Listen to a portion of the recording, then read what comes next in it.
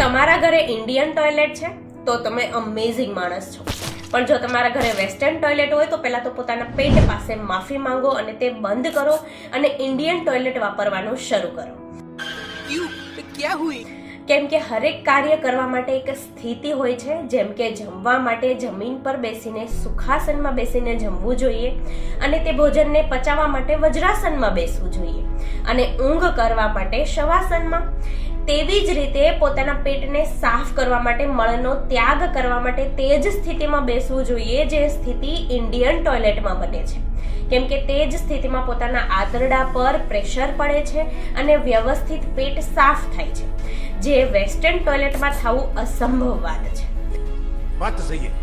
હવે જો western toilet જ યુઝ કરશો તો પછી કબજિયાત થશે અને આ કોન્સ્ટિપેશનના લીધે તો એટલી બીમારીઓ થઈ શકે કે તમારું ટોયલેટ પેપર પૂરું થઈ જાય પણ આ લિસ્ટ પૂરી નહીં થાય.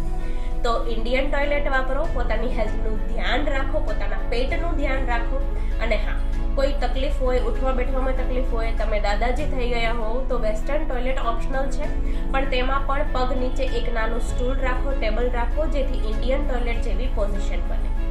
So I hope you like this video. For more information, subscribe and follow.